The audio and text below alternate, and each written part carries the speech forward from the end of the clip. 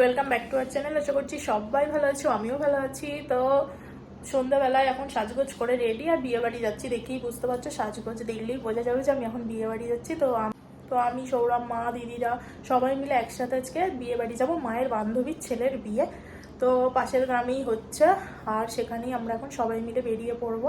চলো ব্লগটা দেখতে থাকো, আর আমাকে কেমন লাগছে অবশ্যই কমেন্ট করে জানাবে। আমি আজকে এই বিবাহবার্ষিকীতে যে শাড়িটা পরেছিলাম এই শাড়িটাই পরলাম, আর এক পিনটা পরলাম এখন। সেই জন্য এক পিনটা আমি খুব একটা ভালোভাবে পরতে পারি না বলে পরি না, তবু ইচ্ছা হলো যে হ্যাঁ পরি। আর তারপর এই যে খোঁপাটা এইভাবে করেছি মানে পার্লার থেকে করেছি, আমি নিজেও করিনি। আর তারপর গয়নাগাটি পরাও হয়ে গেছে, রেডি। দেখতে থাকো।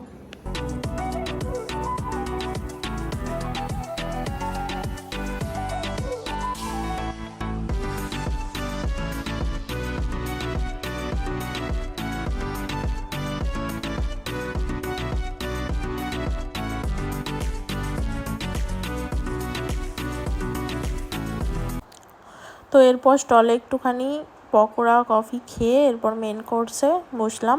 তো কী কী মেনু হয়েছে একবার দেখে নাও। ফিশ বাটার ফ্রাই, স্যালাড, তারপরে নান পুরি, ডাল মাখানি, মটর পনির, ফ্রাইড রাইস, মটন। তো আমরা এখন খেতে শুরু করে দিলাম। তারপর চাটনি, পাঁপড়, 3 রকমের মিষ্টি ছিল। সেগুলো খাওয়ার পর আইসক্রিম নিয়ে উঠে পড়লাম, আর দেখাতে পারিনি। Good morning. আজকে হচ্ছে নেক্সট ডে। কালকে সন্ধ্যাবেলায় তো বিয়েবাড়ি গিয়েছিলাম। বিয়েবাড়ি থেকে আসার পরে অনেকটাই রাত হয়ে গেল, তারপর মায়ের ওখানেও গিয়েছিলাম, সেই জন্য আর ব্লগটা কন্টিনিউ করা হয়নি।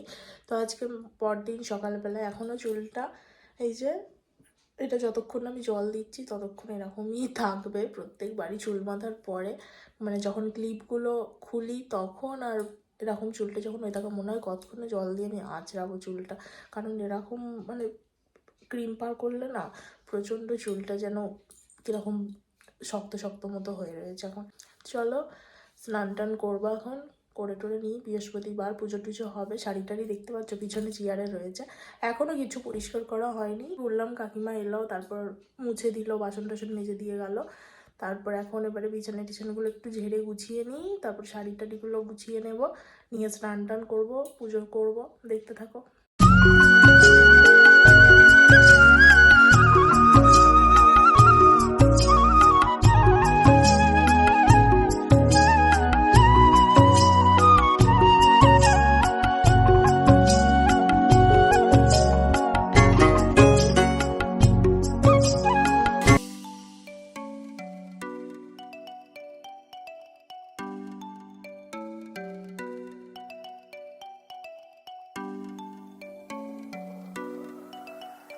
তো এখন মায়ের এখানে চলে এসেছি। তো সকালে স্নান টান করে পুজো টুজো করে আর ব্লগটা কন্টিনিউ তখন করা হয়নি। মায়ের এখানে এলাম। আজকে আমাদের এখানে মানে মনসা পুজো হবে। প্রত্যেক বছর এই একটা দিনে মনসা পুজো হয়, এখানেও হয় ওখানেও হয়। তো এখানে সেই জন্য আজকে এলাম। দিদিরও আসার কথা ছিল, এখন আসবে না, দুপুরের পরেই আসবে। আর আমি এখনই চলে এলাম, যেহেতু স্নান টান করে সকালে পুজো টুজো হয়ে গেছে। তারপর মায়ের সাথে গেলাম মনসাতলায় মনসা পুজো দিতে। তারপর এখন চলো দেখতে থাকো সারাদিন কি করছি। রোমিও এখন বেরিয়েছে মায়ের সাথে, মানে এই বাইরেটায় একটুখানি ঘুরবে বলে একটুখানি চিৎকার করছিল, সেই জন্য ওকে এখন বার করেছে মা এখানে। ফ্রেন্ড, তো মায়ের এখানে এসেছি। সকালেই বললাম মনসা পুজো ছিল সেই জন্য। তারপরে স্নান টান করে সকালে তো পুজো করেই বেরিয়েছিলাম। তারপর এখানে দুপুরে খাওয়া দাওয়া করে তারপর রোমিওকে ভাত টাত খাওয়ানোর পরে একটুখানি ঘুমিয়েও পড়েছিলাম। তারপর সন্ধ্যাবেলায় চাটা খেলাম, তুলি এলো, সবাই মিলে একটু গল্প গুজব হচ্ছিল। আর এখন তারপরে ব্লগটা আবার কন্টিনিউ করছি। রোমিও ওখানে শুয়ে রয়েছে।